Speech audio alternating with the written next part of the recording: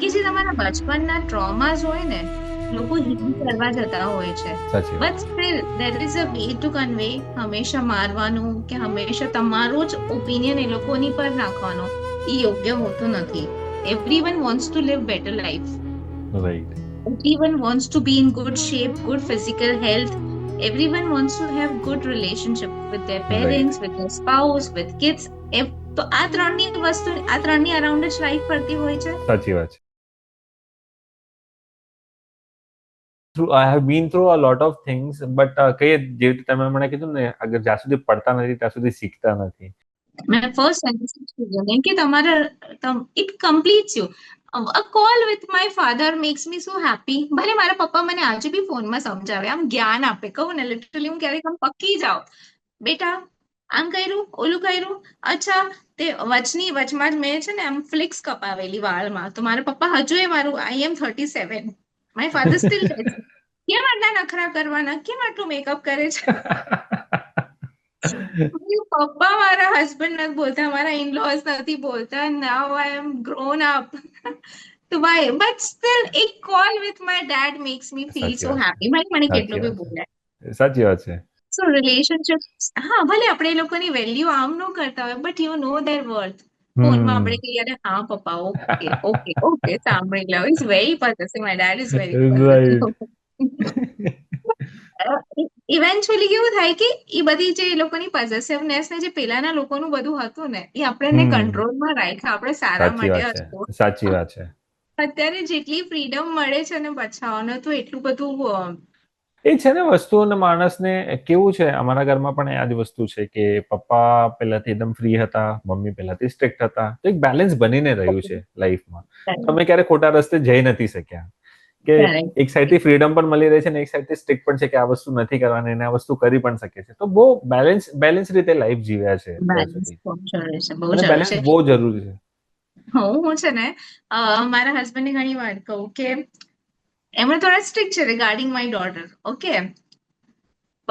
તો હું કહું કે ઈ ક્યારેક બોયફ્રેન્ડ બી બનાવશે ને, she should be able to tell you, not me. મને તો ખબર પડી જશે, કેમ કે હું તો વેરી પોઝેસિવ મોમ.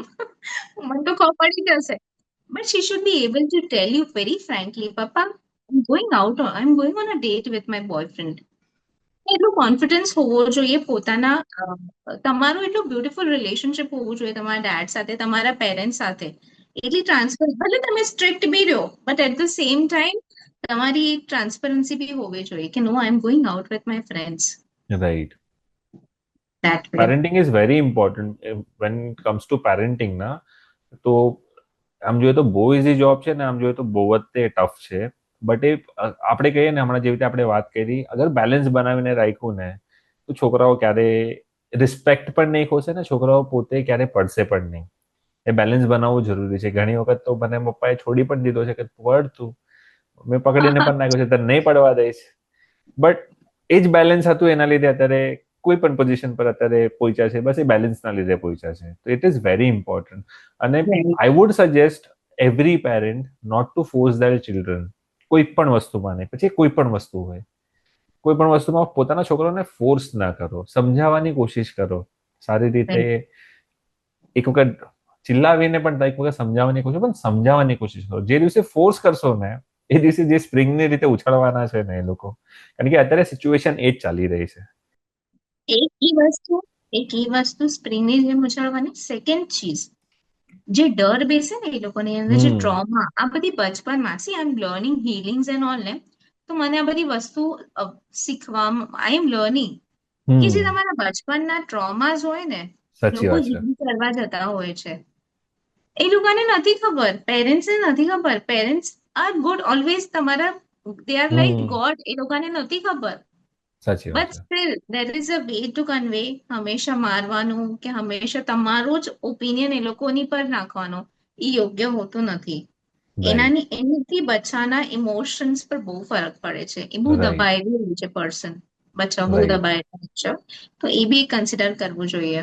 જે હોય તે યા તો તમે કમાઓ, તમારા છોકરાઓ માટે પણ એ રિસ્પેક્ટ તમને કમાવવી પડશે, અને તમારા છોકરાઓને પણ એ જ રિસ્પેક્ટ કમાવવી પડશે. કોઈ બી વસ્તુ કમાવવી પડે છે. Try on that, try doing that. Very true, very true.